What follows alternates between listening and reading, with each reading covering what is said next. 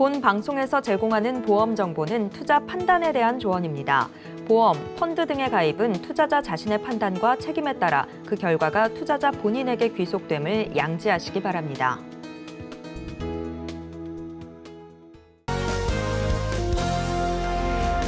안녕하세요. 알기 쉬운 보험 설계해드리는 인생 설계 원픽 진행의 권민정입니다. 이 100세 시대를 위한 선택, 살다 보면 겪게 되는 크고 작은 일들이 있죠. 이 보험에 대해서 또 특히나 쉽게 설명해드리는 시간 갖도록 하겠습니다. 변화하는 세상만큼이나 진화하는 보험에 대해서 궁금한 모든 것들은 물론 여러분의 인생 설계까지 설계해드리도록 할 테니까요. 많은 관심 부탁드리도록 하겠습니다. 저희 방송 유튜브를 통해서도 시청하실 수 있는데요. 유튜브 검색창에 서울경제TV라고 검색해 주시면 실시간 방송 시청 가능하시니까요. 많은 관심 부탁드리도록 하겠습니다. 보험 방송에서 제공해드리는 정보는 전문가들의 조언일 뿐 해당 보험의 가치나 수익률을 보장해드리지 않는다는 점 꼭 명심해 주시면 좋을 것 같습니다. 또한 서울경제TV와 서울경제신문은 당사의 브랜드입니다. 최근 당사를 사칭하는 피해가 늘고 있으니까요. 시청자 여러분의 각별한 주의 바라겠습니다. 그럼 인생설계 원픽 본격적으로 시작해 보도록 할게요. 네, 지금부터는 생생한 라이프 팁을 통해서 생애 주기별 단계를 지혜롭게 설정하는 방법 설계해 보도록 하겠습니다. 오늘은 안수연 전문가님께서 소개해 주시도록 할 텐데요. 안수연 전문가님 인사드리도록 하겠습니다. 안녕하세요. 안녕하세요. 네, 오늘 안수연 전문가님께서는요. 합리적인 구성의 암보험 필요한 이유는 이라는 주제로 강의를 선정하셨다고 합니다. 어떤 내용인지 지금 바로 만나보시죠. 네, 시청자님 안녕하십니까? 안수연입니다. 네, 오늘의 주제는요. 합리적인 구성의 암보험이 필요한 이유입니다. 합리적이다. 어떤 뜻일까요? 아마도 효율적인 것이 아닐까 생각이 되는데요. 어떤 게 효율적일까요? 암보험이 왜 필요한 걸까요? 보험이 없으면 없을까? 암보험 하나쯤은 누구나 갖고 있을 겁니다. 왜 암보험은 꼭 필요한 걸까요? 기대 수명까지 생존 시 암 걸릴 확률이 30%가 넘습니다. 그렇다면 3명 중에 1명 이상은 암이 걸릴지도 모른다는 건데요. 3명 중에 1명이면 확률은 높죠. 그렇다면 반대로 한번 생각을 해보겠습니다. 3명 중에 2명은 암이 안 걸릴 수도 있겠네요. 그러면 암보험 준비해야 될까요? 안 해야 될까요? 3분의 1이면 확률이 높은 거잖아요. 그러면 혹시 모르니까 암보험은 준비하는 게 맞겠죠. 그러면 어느 날 갑자기 암 진단을 받았다. 어떻게 하시겠습니까? 대부분의 사람들이 건강검진을 통해서 암 진단을 받습니다. 내가 요즘 속이 많이 답답해서 병원을 갔더니 다시 한번 검사를 해보자 했더니 암 진단을 받습니다. 이런 난리가 어떻게 하면 좋을까요? 나는 보험도 하나 없는데 갑자기 암의 진단을 받았다.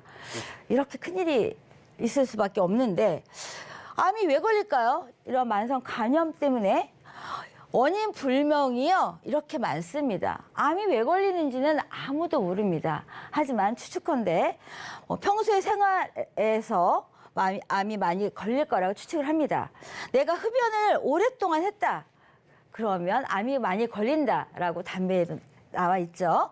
그리고 이런 내 오래된 지병을 통해서 암으로 발전할 수도 있다는 추측을 해볼 수도 있습니다. 하지만 대부분이 아무 이유 없이 암이 걸릴 수가 있습니다. 평소에 운동을 많이 하고 아무리 내가 건강관리를 잘한다 하더라도 누구나 암은 걸릴 수밖에 없습니다.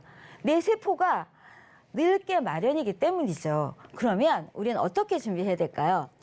가장 관심이 있는 거는요. 어떤 암이 많이 걸릴까가 가장 궁금할 겁니다. 2018년까지 보면은요. 부동의 1위는 위암이었습니다. 먹거리가 가장 중요하듯이 위가 가장 중요하죠. 내 위가 고장이 난다면 가장 내 몸의 질환에 있어서 걱정이 되는 부분인데요.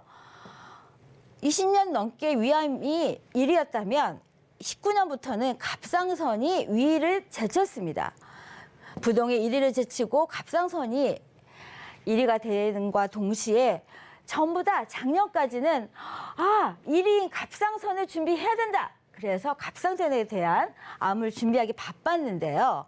왜냐하면 갑상선암이 증가가 됐기 때문이죠. 하지만 그동안은 갑상선암에 대해서 우리가 준비를 많이 할 수가 있었습니다. 하지만 작년 10월부터 변경이 됐죠. 예전에는 암 1,000만 원을 준비하면 갑상선암도 1,000만 원을 준비할 수가 있었습니다. 하지만 작년 10월부터 변경이 됐죠. 암을 1억을 준비한다면 그거의 20%만 갑상선암을 준비할 수 있게 변경이 됐습니다. 가장 많이 걸리는 갑상선암을 20%만 준비할 수 있도록 변경이 됐습니다. 왜일까요? 도덕적 해이가 많이 발생이 됐기 때문이죠. 보험사에서 보험 사고도 많이 나고요. 갑상선 같은 경우는 완치율이 높기 때문에 또 그거로 인한 사고도 있고 또 완치율이 높은 병이기 때문에 여러 가지 이유 때문에 많이 변경이 됐습니다. 그러면 시대별 암 변천사를 한번 보겠습니다. 1980년대는요, 암보험이 어떤 종류였냐면요. 암은 무조건 걸리면 사망한다고 생각을 했습니다. 그렇기 때문에 사망보험금이 가장 중요한 시대였습니다. 암은 무조건 죽는 병이다. 그래서 그에 따르는 사망보험금을 준비해야 된다. 1980년대 그랬습니다. 그러면 1997년도에는 어떻게 됐냐면요. 표적 항암이 허가가 돼서요. 암 치료비가 부과되는 시대로 바뀌었습니다. 좀 이상하네. 표적 항암 치료는 불과 몇 년 전부터 나왔는데 하지만 실제적으로 치료비는 97년도부터 시행을 하고 있었지만 대중적인 치료가 아니었기 때문에 알려지지가 않았었죠. 그러면 2005년도에는요. 국민건강보험공단에서 암에 대해서 산정 승려를 적용했습니다. 암은 중대질환이죠. 그래서 암 환자에 있어서는 95%에 대해서 산정 승려 제도를 시행을 해서 치료비를 국가에서 보조를 해줬죠. 그러면 요즘은 어떤가요? 2022년도에는요. 고가의 항암 치료제를 도입해서 일부분에 대해서는 급여화가 된 치료비도 있죠. 하지만 여전히 고가의 치료비는 비급여이기 때문에 내 주머니에서 치료비가 나가고 있습니다. 그러면 이렇게 암보험에 대해서 여러 가지가 많이 제도도 바뀌었고 보험도 많이 바뀌고 있습니다. 그러면 우리가 어떻게 보험을 준비하는 게 합리적인 선택일까요? 대표적인 비급여 치료를 보면 많이 들어보셨겠지만 표적항암이라든지 면역항암제가 있습니다. 표적항암은요, 위나 간, 2018년까지는 위암이 1위였습니다. 이런 위나 간, 이런 고형 항암, 암에 대해서 주로 쓰이는 치료제인데요. 암을 유발하는 세포의 유전자 변화를 확인해서 치료하는 방식입니다. 그러면 암이 다 고체인가요? 아니죠. 이런 면역항암제 같이 혈액암이나 형체가 없는 암에 대해서 치료하는 면역항암제가 있습니다. 앞으로의 치료는 이런 면역항암제가 더 발달이 돼서 이런 혈액암 이외에도 모든 암에 활용하려고 지금 개발 중인데요. 그래서 최근에 항암제는 카티 치료 이외에도 전 암에 대해서 이런 면역 항암제를 개발 중이고 있습니다. 그러면 이런 표적 항암제나 면역 항암제 갖고 계신 분도 있지만 아직 없으신 분들도 많이 있을 텐데요. 이런 항암제가 꼭 필요할까요? 필요하다면 왜 필요할까요? 고가가 드는데 왜 필요할까요? 왜냐면은요, 높은 치료비가 들기 때문입니다. 이런 급여 항암 같은 경우는 3회 치료 시에 30만 원 밖에 비용이 발생을 안 합니다. 하지만 이런 비급여 항암 치료는요, 무려 비용이 600에서 1,800만 원이나 비용이 발생을 합니다. 그리고 평균 5회에 약 50만 원만 비용이 발생을 한다면 이런 비급여 같은 경우는 1,000만 원에서 3,000만 원의 비용이 발생을 합니다. 그리고 10회 치료에 약 100만 원이라면 이런 비급여 같은 경우는요, 2천만 원에서 6천만 원까지 발생을 합니다. 이런 비용이 무려 20배, 30배나 훨씬 많이 들고 있는데요. 그럼에도 불구하고 이런 치료비가 필요한 이유가 뭘까요?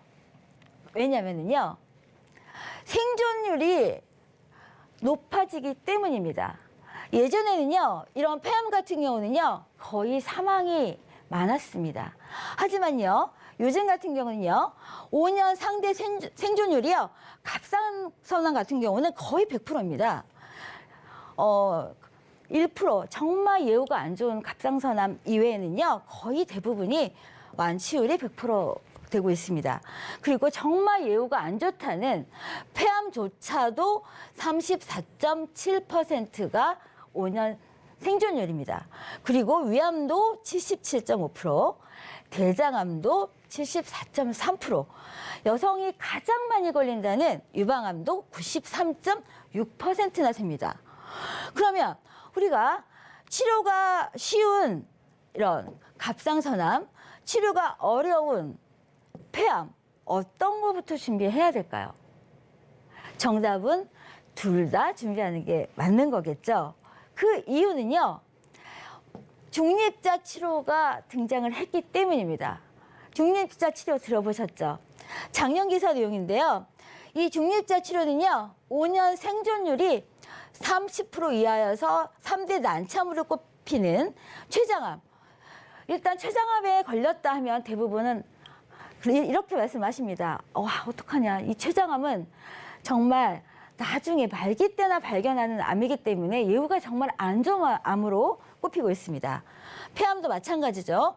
간암은 소리 없는 장기라고 하죠.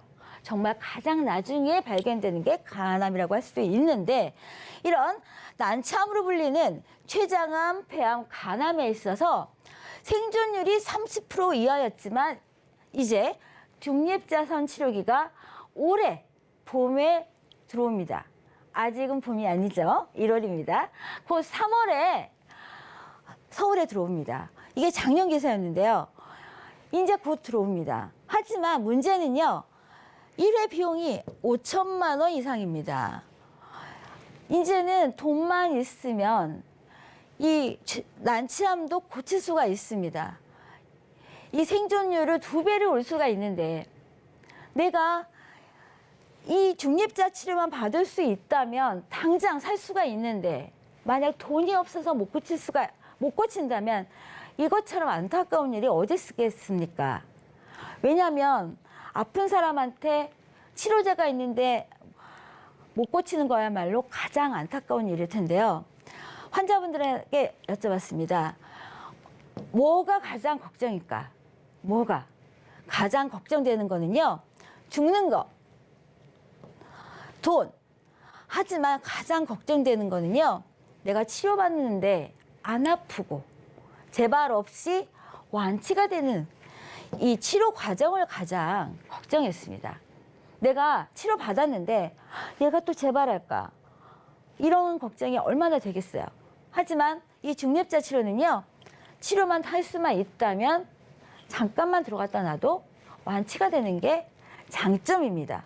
그러면 앞으로의 보험은 어떻게 준비해야 될까요? 물론 내가 여력만 된다면 진단비 4억씩 준비하면 됩니다. 그러면 5천만 원 일입니까? 몇 억이 있으면 걱정할 수가 없습니다. 지금의 치료 과정은요, 이런 표적 항암이나 내 몸에 맞기만 한다면 표적 항암 쓰면 되죠. 카티 항암, 면역 항암 미국에 보내서 내 몸에 세포 주입하면 됩니다. 다빈치 로봇, 칼로 째지 않고 로봇 수술하면 되죠. 암 통원비, 요즘 입원해서 누가 치료합니까? 통원에서 치료합니다. 진단비, 여력만 하면 진단비 얼마든지 준비할 수 있죠. 하지만 반대로 역으로 말하면요, 내가 만약 표적 항암 치료 준비하고 싶지만 나랑 안 맞을 수도 있고요. 카티 항암 준비하고 싶지만 내가 시간이 걸려서 안 될 수도 있습니다. 다빈치 로봇, 내 부위가 로봇 수술에 안 되는 부위가 있을 수도 있죠. 암 통원 준비하고 싶지만 여러 회사를 엮어서 준비하셔야 됩니다. 진단비 준비하고 싶지만 고가의 비용이 발생을 하죠. 그러면 진단비로만 준비하기에는 부담이 됩니다. 이 모든 치료비, 로봇 수술비, 암통원, 암 진단비, 암에 있어서는 다 필요한 겁니다. 이 모든 걸 다 준비했습니다. 우리 집은 가족력이라서 이 모든 거 나는 다 준비했어. 하지만 여기에 부족한 게 단 한 가지 있습니다. 무엇일까요? 내가 다 필요해서 다 준비했는데 정작 나와 나의 몸을 진단할 의사를 만날 수가 없다면 그거는 말짱 도루묵 아니겠습니까? 요즘 의사 진료받으려면요 5분 진료받자고 거의 3달 넘게 기다려야 됩니다. 이런 메디케어 서비스가 없다면 내가 의사 만나려면 적어도 3-4달은 기다려야 의사와 만날 수가 있습니다. 이런 메디케어 서비스를 하려면 어떻게 하셔야 되나요? 보통 종신보험 30만 원이나 40만 원 이상 이렇게 큰 보험을 들어야지만 이런 메디케어 서비스 받을 수 있는 거 다들 아실 겁니다. 하지만 오늘의 플랜 어떤 플랜이냐면요. 단돈 3만 원, 3만 원만 안보장에 준비하신다면 내가 원하는 의사를 먼저 만날 수 있는 기회를 드리는 게 오늘의 플랜 내용입니다. 보여드리겠습니다. 암을 대비하기 위한 보험료 비교할 수 있는 오늘의 보장 내용은요. 단돈 3만 원만 있으면 내가 원하는 의사를 먼저 예약할 수 있는 오늘의 플랜. 45세부터 65세까지만 예시를 했습니다. 20년 동안 안 오르는 보장 내용이고요. 보험료 보시다시피 다 3만 원대입니다. 왜냐? 최소한의 보장만 예시를 했기 때문입니다. 3만 원만 있으면 내가 원하는 의사, 내가 원하는 부위의 의사를 예약할 수 있는 기회. 45세부터 65세까지의 보장 내용인데요. 그러면 어떤 보장으로 구성되어 있는지 한번 보시겠습니다. 일반암, 물론 젊을 때 준비 일찍 할수록 보장 내용이 좋죠. 남성분 4,500만 원입니다. 모든 암에 대해서 4,500만 원이고요. 여성분은 5천만 원입니다. 여성분이 더 많이 준비할 수가 있습니다. 그럼 50세 분입니다. 50세 분 같은 경우는 그건 아셔야 됩니다. 여성분 같은 경우는 암이 빨리 옵니다. 하지만 남성분 같은 경우는 암이 좀 천천히 다가올 수 있습니다. 여성분이 더 암을 빨리 준비해야 되는 이유, 빨리 찾아오기 때문에 여성분은 암을 빨리 준비하셔야 되는 거고요. 남성분들은 암은 좀 천천히 찾아옵니다. 하지만 크게 찾아오죠. 그렇기 때문에 남성분이나 여성분이나 암은 항상 빨리 준비하셔야 됩니다. 50세 남성분 3,500만 원, 그리고 소외감, 유사암 이렇게 준비하실 수가 있고요. 여성분 같은 경우 4,500만 원. 지금 아까 말씀드렸듯이 3만 원의 메디케어 서비스를 받으면서 내가 암에 대해서 모든 암에 대해서 3천만 원 이상의 보장을 준비하는데 20년 동안 안 오르는 보험 보장 단돈 3만 원으로 이런 보장을 가져갈 수 있다면 내가 어떤 암에 걸리든지 어떤 항암에 내 몸에 맞을까 걱정할 필요 없이 이런 선택을 할 수 있는 거야말로 정말 좋은 기회가 아닐까 생각이 됩니다. 55세 적어도 남성분 2천만 원 이상이고요. 여성분의 경우는 4천만 원이 넘습니다. 우리가 60대입니다. 60대도 남성분은 2천만 원입니다. 여성분 3천만 원입니다. 65세죠. 65세인데도 남성분 1천만 원이 넘습니다. 그리고 여성분도 2천만 원이 넘습니다. 그러면 여기서 궁금하실 겁니다. 소외감하고 유사암이 과연 뭘까? 궁금증을 해결해 드리겠습니다. 소외감은요, 많이 걸린다는 기타 피부암, 특정 갑상선암, 그리고 경계성 종양 제자리 암이 소외감이고요. 그리고 유사암, 대장전망내암, 초기 유방암, 그리고 전립선암, 양성 뇌종양입니다. 일단 암은 가벼운 암이든 무거운 암이든 암은 암입니다. 의사한테 물어봤습니다. 유사암이 뭐냐? 소외감이 뭐냐? 의사한테는요, 소외감이나 유사암이나 다 암입니다. 의사는 유사암이 뭔지 모릅니다. 의사한테는 다 암이거든요. 우리가 암에 있어서 가벼운 암이 어디 있고 무거운 암이 어디 있겠습니까? 암은 암입니다. 그렇기 때문에 우리가 의사를 언제 만나느냐에 따라서 내가 얼마나 더 이 세상에 머무를지를 결정할 수가 있습니다. 그런 시기, 내가 더 여기 이 세상에 오래 머물 수 있는 기회를 이런 3만 원대의 보험료로 시청자 여러분께서는 지금 선택하실 수가 있는 겁니다. 네, 암을 대비할 수 있는 보험료 비교를 해드렸는데요. 이런 메디케어 서비스를 고가의 보험료가 아니고 정말 암을 위한 특화의 이런 메디케어 서비스. 시청자 여러분, 기회가 있을 때 준비하시는 게 어떠실까요?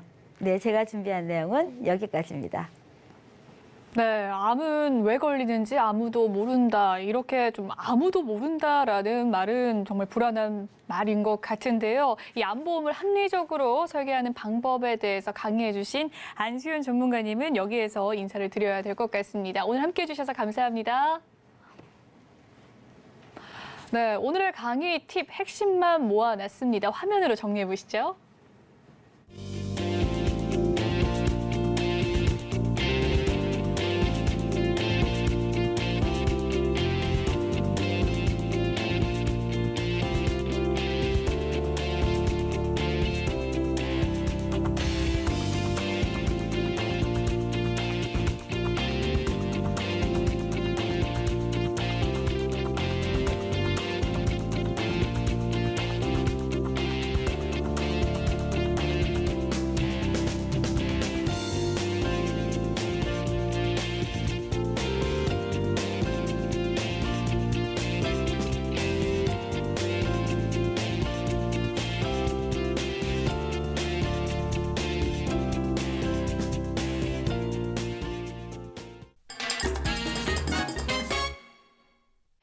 현명한 인생 설계를 위해선 현명한 선택이 중요하겠죠. 그 선택 아직도 어렵게만 느껴지신다면 지금 주목해 주시길 바라겠습니다.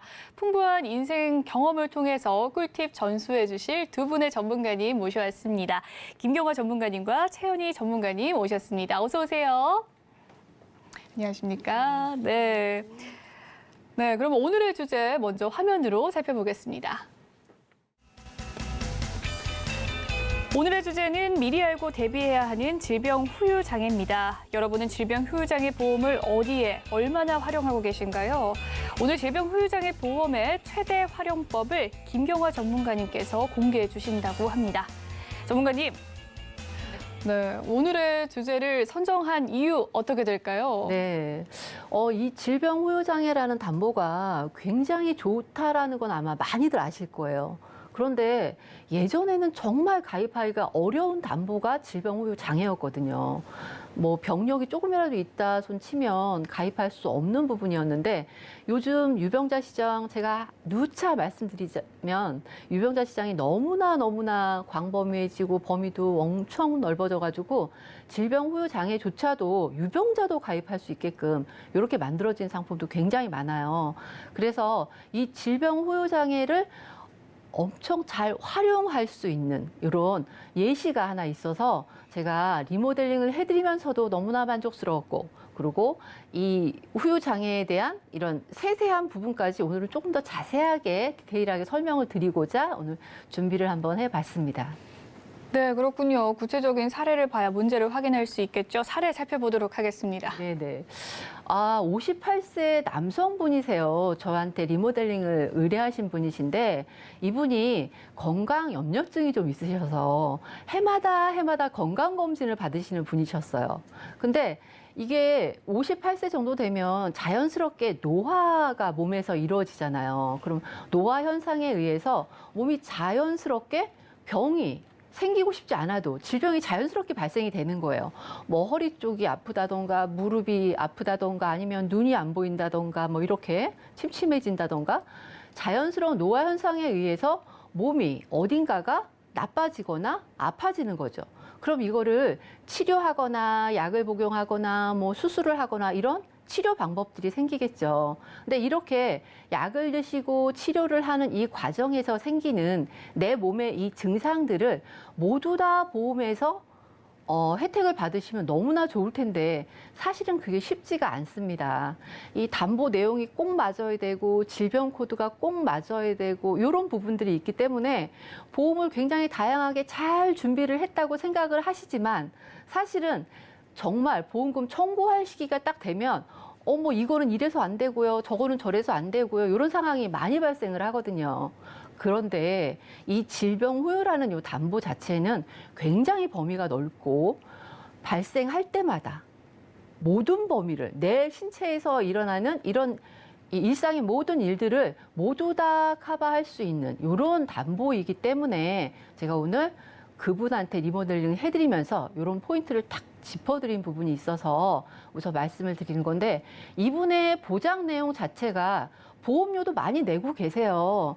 근데 예전부터 보험을 가지고 계신 분이세요. 이분의 예전에 이분이 가입하신 게 2012년도에 가입하신 CI 보험을 가입하셨어요. 뭐 CI 보험이 좋네, 나쁘네 말들도 굉장히 많고 그래서 뭐 이거를 뭐 뜯어 고쳐야 되네 이렇게 말도 굉장히 많기는 하지만 저는 이분의 이 CI 보험을 나쁘게 가입했다고 말씀드리고 싶지는 않고요. 이거를 막 정리하라고 하고 싶지도 않습니다. 사실은 긴 시간 동안 10년이 넘는 시간 동안 보험료를 굉장히 비싼 보험료인데도 불구하고 열심히 꼬박꼬박 내주셔서 아마 이분은 나중에 완납한 이후에 굉장히 활용도가 높게 사용할 수 있는 상품이니까 저는 계속 유지를 권하고 있고요. 하지만 이 상품 자체를 그냥 쭉 가져가라고는 말씀을 못 드리고요. 약간의 손질이 조금 필요한 상품이긴 해요. 주계약 자체가 5천만 원, 이게 지금 80% 선지급형인데 암에 걸리거나 뭐 중증 질환이 걸리면 80%, 5천에 80%, 4천만 원짜리 암 진단 자금이라고 생각을 하셔도 되고요. 4천만 원짜리 뇌출혈, 급성심근경색 진단 자금이라고 생각을 하셔도 되는 거니까요. 그런데 CI 추가 보장 특약, 아까 말한 소외감이나 뭐 이런 경우, 기타 피부암, 갑상선암 이런 경우에는 보장을 400만 원밖에 못 받는다는 이런 게 좀 너무 약하죠. 그다음에 남성 건강치료 특약도 1,000만 원 있으시고 여기에 실손이 같이 포함이 되어 있어요. 이분께. 그래서 실손이 같이 포함되어 있어서 상해나 질병 입원은 5천만 원까지, 통화는 약제비 포함해서 30만 원까지 이렇게 같이 되어 있어서 보험료를 굉장히 지금 많이 내고 계세요. 그래서 우선은 이분의 병력을 제가 좀 확인을 해봤거든요. 그랬더니 작년에, 그러니까 22년도에 건강검진을 하셨는데 건강검진을 하시면서 용종을 2개를 떼어내셨대요. 그리고 한 7년 전부터 혈압이나 고지혈증 약도 복용을 하고 계시대요. 그래서 아직은 실손 전환을 막 권해드릴 수가 없어서 그냥 유지하는 단계로 그냥 제가 말씀을 드렸어요. 그리고 나서 그 두 번째 상품이 있는데 두 번째 상품은 뭐냐면 2015년도에 가입하신 상해 쪽 담보를 좀 가입을 하셨더라고요. 그래서 골절 진단비. 아까 12년도에 가입하신 상품에는 상해 쪽 담보가 전혀 없어서 조금 불안하다 싶었는데 15년도에 상해 쪽 담보를 좀 가입을 하셨어요. 골절, 5대 골절, 뭐 상해 수술비, 뭐 상해 입원 일당 이렇게 뭐 2만 원 정도에 가입을 하셨는데 이것도 아직 잘 하셨어요. 그래서 이렇게 잘 하셔서 유지를 잘 하고 계시는데 작년에 용종을 떼어내고 뭐 건강검진을 이렇게 받으신 다음에 보험금 청구하려니까 막상 받을 게 별로 없으셨던 거지. 그리고 더 중요한 건 뭐였냐면 오늘 질병 후유장애 때문에 제가 말씀을 드리는 거잖아요. 더 중요한 부분은 뭐였냐면 이분이 평상시에 건망증이 엄청 심하셨어요.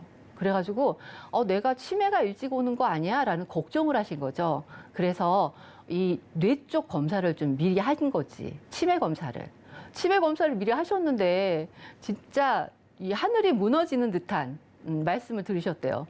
혈관 쪽에 문제가 좀 있으니까 내가 약 처방을 해줄 테니 이 약을 꾸준히 복용을 해라. 이렇게 의사 선생님이 말씀을 하셔서 처방전을 받고 약을 지금 복용 중이세요. 그런데 어떠세요? 여러분 같으면 어떠시겠어요? 혈관 쪽에 이상이 있으니 약을 먹자. 이렇게 의사 선생님이 말씀을 하시면 가장 먼저 무슨 생각이 드세요? 이분은 나 치매보험 없는데? 라는 생각을 하신 거죠. 그래서 치매보험을 드시려고 알아보신 거예요. 보험사에다가. 그런데 보험사에서 모두 거절을 받으셨대요. 이 약 복용하는 것 때문에. 뇌 쪽 혈관에 이상이 있다는 의사의 소견과 그걸로 인해서 보조 약물을 처방받아서 지금 약을 드시고 계셨기 때문에 이 치매보험이라는 게 암에 걸려도 들 수 있고 뭐 무릎 수술, 관절 수술을 해도 들 수 있고 다 굉장히 많은 이 질병이 있어도 가입할 수는 있는데 이렇게 뇌혈관 쪽에 이상이 생기신 분들은 치매보험에 가입하시기가 극히 힘드시거든요. 근데 이분이 바로 이런 케이스인 거예요. 그래서 그러면은 난 치매보험을 가입할 수 없는 거야? 라는 의미로 저한테 연락을 주셔서 증권 분석 받으시고 보장 내용 분석도 받으시고 어떻게 하면 잘 본인이 필요한 부분을 가져갈 수 있는지를 상담을 주셨기 때문에 제가 오늘 이 수술비 쪽하고 이 치매보험 쪽을 어떻게 활용을 잘 할 수 있는지 이 부분을 제가 리모델링을 해드린 거거든요. 리모델링한 예시를 좀 화면에 띄워봐 드릴 텐데요. 첫 번째 리모델링 예시는 뭐냐면 네, 리모델링 사례 네. 살펴보도록 첫 번째 리모델링 예시를 보시면요. 심내혈관 쪽으로 진단비, 수술비 쪽을 마련해 가실 수 있으세요. 이 심내혈관 쪽으로 진단비, 수술비 어떻게 약도 드시고 용종도 떼어내시고 그다음에 그 혈압약, 그다음에 최근에 이 뇌혈관 쪽도 안 좋다고 했는데 이거 어떻게 가입이 가능해요? 라고 질문이 나올 수도 있지만 유병자 시장 굉장히 넓다고 했잖아요. 그래서 이분의 그 치료력을 다 고지를 해가지고 승인이 나더라고요. 그러니까 걱정하지 마시고 우선은 두들겨 보셔야 돼요. 이렇게 해서 심내혈관 진단비, 심내혈관 수술비, 그다음에 혈전용의 치료비까지. 예전에 아마 보험 가지고 계신 분들은 혈전용의 치료비도 맥시멈 한도가 200만 원 정도 가지고 계신 분들이 상당히 많으실 텐데 이것도 1,000만 원까지 준비하시고요. 상해 질병 수술비, 그다음에 질병 수술비, 112대 N대 질병 수술비 이렇게까지 준비를 하셨어요. 아까 이분이 지금 리모델링 신청하신 이분이 용종 2개 떼어냈다고 말씀을 아까 제가 좀 전에 드렸잖아요. 기존에 가지고 있는 상품에서는 용종을 2개를 떼어냈는데 받을 수 있는 진단비 정액으로 받을 수 있는 금액이 전혀 없었던 거죠. 병원에가 내가 낸 보험료가 병원비가 10만 원 미만이셨대요. 7만 원 정도 내셨다고 했는데 그걸로 보험금 청구하니까 본인 통장에 들어온 돈은 한 6만 원 정도 들어왔다고 하시더라고요. 그러니까 이거는 내가 낸 돈의 100%도 못 받으시고 보험료를 굉장히 많이 내고 계셨던 거지. 그런데 이렇게 보험을 리모델링 받으시고 용종을 떼어내셨다면 얼마를 받으실까요? 질병수술비에서 20만 원, 그다음에 1호종 수술비에서 10만 원, 그다음에 112대 질병수술비에서 이렇게 해가지고 최소 30에서 40까지는 받으실 수 있는 정액으로 받으실 수 있는 거죠. 용종만 떼어내도 이런 보장을 받으실 수 있는 건데 요거를 건강검진 전에 가입하셨으면 받으실 수 있었는데 건강검진 후에 준비를 하셨기 때문에 다음번에 또 그런 일이 발생을 하면은 받으실 수 있겠죠. 그다음에 두 번째 또 하나 상품을 제가 추천을 해드린 건 뭐냐면 이거는 생명보험 쪽으로 가입을 하시는 건데 제가 쭉 오늘 중요하게 말씀드린 질병호요장애에 대해서요. 이 질병호요장애 3에서부터 100%까지 2천만 원까지. 그다음에 항암 방사선. 이분이 암진단비처럼 가지고 있는 CI 보험은 있었지만 치료비, 암에 대한 치료에 대한 보장은 전혀 없으셨잖아요. 그래서 이 후유장애를 가입시켜 드리면서 이 항암 방사선 치료비하고 표적 항암 약물 치료비 뭐 이런 것들을 같이 넣어가지고 보험료도 굉장히 저렴해요. 2만 원에. 이렇게 해서 리모델링을 2건을 더 제가 추가로 말씀을 드렸어요. 이분은 본인이 보험에 대한 니즈가 굉장히 많고 보험을 꼭 필요한 부분은 추가로 더 가입해 해야 되겠다는 의지가 있으신 분이기 때문에 이 보험료가 과히 많다고 생각을 하시지 않으셨던 분이셨어요. 그래서 너무 저렴한 보험료로 잘 가입을 시켜드렸죠. 그런데 제가 질병 호유 장애에 대해서 조금 더 자세하게 설명을 드린다고 했잖아요. 그래서 도표를 좀 준비를 해봤어요. 글씨가 굉장히 많죠. 글씨가 굉장히 많아서 자세히 보일지 그게 지금 살짝 좀 걱정은 되는데 이 도표를 본다면 이 도표에서 보면 몸의 각 부위마다 병으로 인해서 질병이나 상해나 뭐 어떤 것으로 인해서 외부적인 요인에 의해서 내 몸이 다쳤어요. 내 몸이 아파요. 그런데 다시 예전의 상태로 회복될 수 없는 상황. 이거는 후유장애를 남긴다라고 얘기를 하거든요. 그러니까 이 질병에 의해서 내 몸이 예전과 똑같지 않은 상태가 되면 후유장애가 발생을 합니다. 가장 쉬운 예를 들자 보면 우선 허리 디스크가 터져서 수술을 받아요. 그러면 허리 쪽의 후유장애가 예전과 똑같진 않겠죠. 최소한 10% 이상의 후유장애가 남습니다. 그러면 아까 이분 질병 후유장애 2천만 원 가입하셨죠? 그러면 2천만 원에 10%, 200만 원을 진단자금처럼 가져가시는 거예요. 그런데 또 무릎 관절이 안 좋아요. 그래서 인공관절 수술하셨어요. 그럼 한 무릎 딱 20%. 그러면 이 무릎 20%, 무릎은 두 개죠. 40%잖아요. 그럼 이쪽 무릎 20%, 이쪽 무릎 20%, 40%의 후유장애가 발생이 되는 거죠. 그러면 2천만 원에 40%를 한 번 더 받으시는 거예요. 그런데 지금 이제 상담을 주신 분이 치매 쪽을 굉장히 걱정하셨잖아요. 약물을 드셔서 다 보험을 거절받으신 분이 질병 후유장애를 가입하셨어요. 그러면 치매는 어떻게 보장을 받냐? 이 질병 후유장애 치매도 보장이 됩니다. 치매 CDR 척도 이정, 경증에서 중등도까지만 돼서 CDR 척도 이전만 된다면 40%의 후유장애가 발생을 합니다. 그러면 이 40%, 2천만 원에 40%, 800만 원의 진단비처럼 이렇게 받으시는 거죠. 전혀 가입할 수 없는 치매에 대해서도 이 질병 후유장애에서는 보장이 가능하고요. 일상생활을 제대로 하지 못하는 일상생활 후유장애에 대해서도 이 치매에서는 보장이 가능하고요. 암에 대해서도 말씀을 드리자면 암에 걸려서 위를 절제하거나 간을 절제하거나 내 장기의 어느 부분을 절제를 한다면 그러면 그거에 해당하는 만큼의 후유장애가 또 발생을 하죠. 그러면 그 후유장애만큼 만약에 50%의 후유장애를 받았다. 그러면 2천만 원에 50%, 1천만 원의 진단자금처럼 이렇게 받고 또 받고 계속 내 몸의 어느 부분이 어디가 망가져도 후유장애가 발생을 하면 곳곳마다 다 받을 수 있다는. 나이가 들면 백내장이 오죠. 나이가 들면 귀가 잘 안 들릴 수도 있죠. 나이가 들면 이가 많이 빠질 수도 있죠. 이렇게 치아가 5개 이상 발치가 돼도 후유장애가 발생을 하고요. 귀가 안 들려도 후유장애가 발생을 합니다. 이런 모든 각 기관에 내 몸에 머리부터 발끝까지 손가락이 하나 똑바로 안 펴져도 후유장애가 발생을 하고요. 발가락이 하나 당뇨로 인한 족부절단 같은 경우가 생겨도 이것도 후유장애가 발생을 하죠.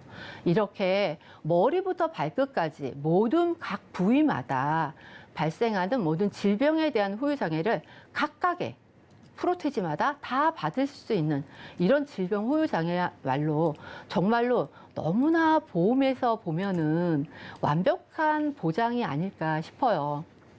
그래서 이렇게 질병 후유장애 정말 알고 나면 반하지 않을 수가 없죠. 이렇게 아주 홀딱 반할 수밖에 없는 질병 후유장애에 대해서 제가 오늘 말씀을 드렸는데 병력이 있으시거나 아니면 기존에 보험에 대해서 좀 내 보험은 어떤지 한번 살펴보시는 분들은 제가 이렇게 방송마다 나와서 말씀을 드리는데 제가 이렇게 말씀드릴 때 꼭 한번 찾아보세요. 네, 이미 용종 2개를 떼어냈고 또 뇌질환 관련해서 약을 복용 중이신 사연자분의 사례 살펴봤습니다. 더불어서 이미 질환이 있어서 이 질병 후유 장애 보험 가입을 애초에 포기하신 분들도 희망을 가질 수 있을 만한 리모델링 전략 포인트들 알려주셨는데요. 오늘 말씀드린 내용은 전문가들의 조언일 뿐 해당 보험의 가치와 수익률을 보장해드리지 않는다는 점 꼭 기억해 주시길 바라겠습니다. 그럼 오늘 제시해 주신 해결책 이외에도 좀 주의해 봐야 될 키포인트가 있다면요. 어떤 포인트 있을까요? 네. 아까 제가 말씀드렸다시피 건강검진 때문에 발생을 해서 알게 되신 거잖아요.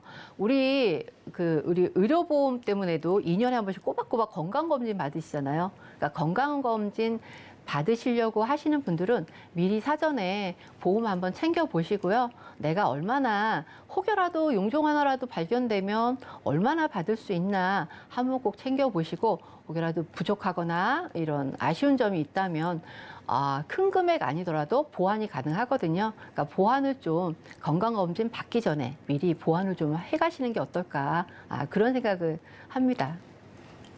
네, 기존의 보험들로 이렇게 당연히 보장받을 수 있다고 믿었었지만 좀 보장되지 않을 때의 배신감이 정말 클 것 같다라는 생각이 드는데요. 건강검진 전에 내가 가진 보험들 좀 보장을 좀 분석하고 대비해보는 습관 가지면 참 좋을 것 같습니다. 저희는 그럼 겸색어 Q&A 시간으로 돌아오도록 할게요. 네, 이번 시간은 가장 뜨거운 보험에 대한 궁금증을 스피디하게 풀어보는 검색어 Q&A 시간입니다. 오늘의 검색어 지금부터 확인을 해보도록 할 텐데요. 오늘 처음 오신 최연희 전문가님 순서로 좀 진행을 해보도록 하겠습니다. 첫 번째 Q&A입니다. 올해 환갑이신 어머니의 간병보험이 궁금합니다라는 질문을 남겨주셨는데요. 이와 관련해서는 최연희 전문가님께서 답변을 주시겠습니다. 네, 간병인 보험은 2가지가 있습니다. 간병인 사람이 나오는 것과 간병비 돈이 나오는 2가지가 있는데 간병인을 간략하게 설명하자면은 보험회사와 간병인 협의를 같이 해서 간병인을 보내드리는 그 보험과 간병비는 우리가 보험을 들어서 선으로 간병인을 구해서 후에 간병비를 제출하는 그런 보험이 2가지가 있는데 제가 이렇게 요즘에는 간병인을 구하기가 힘들더라고요.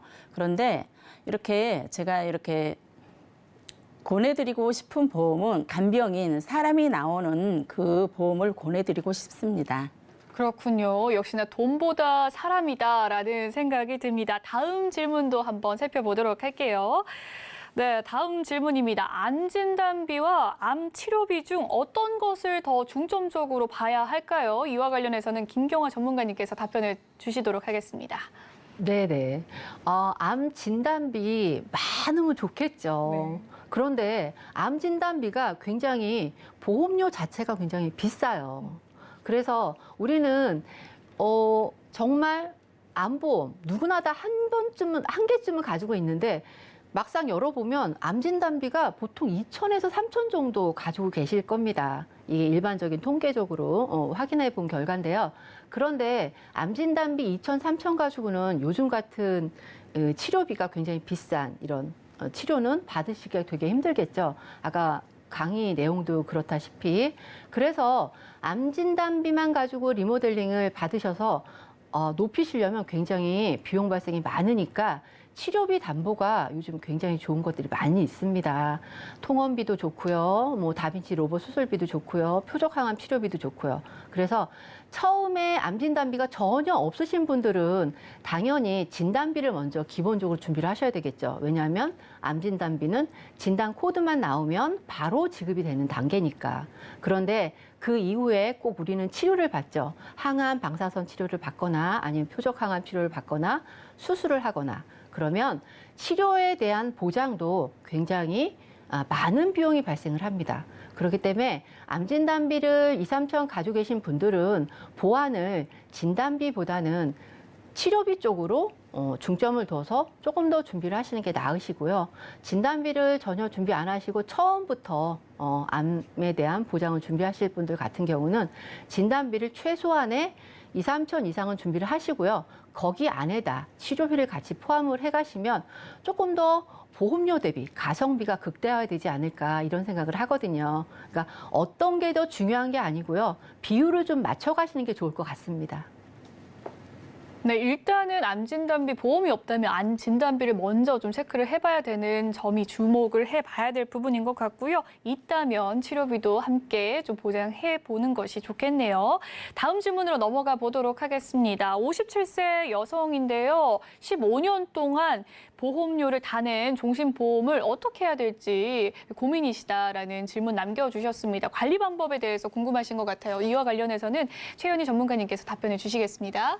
네, 알아봤더니 네.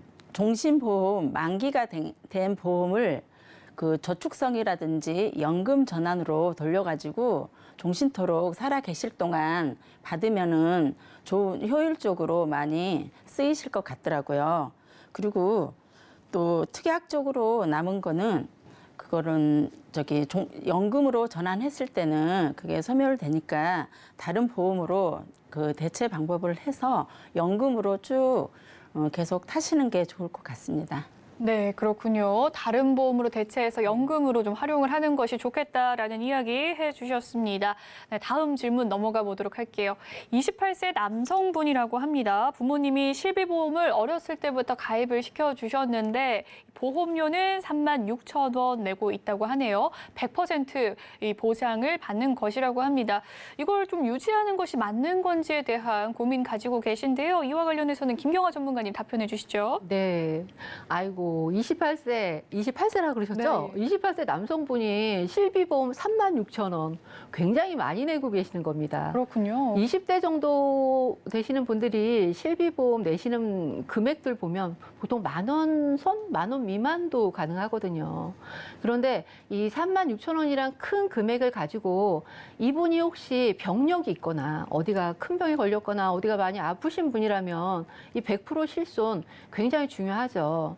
하지만 아직 나이가 어린 나이잖아요. 어린 나이인데 앞으로 5년마다 갱신이 될 때마다 얼마나 많이 오를지 가히 상상할 수가 없거든요.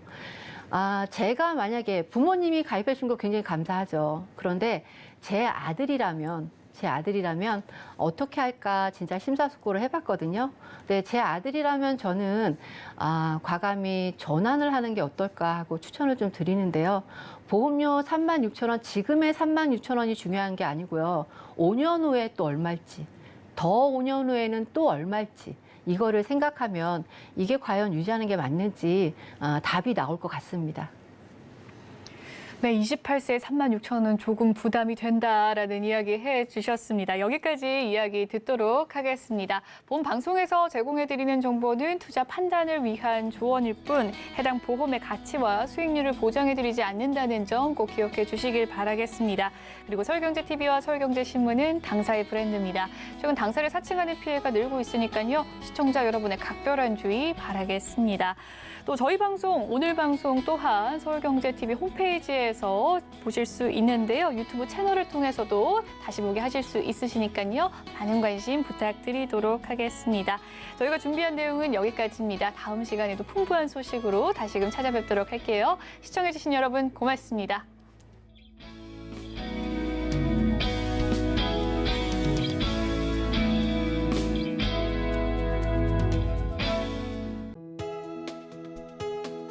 본 방송에서 제공하는 보험 정보는 투자 판단에 대한 조언입니다.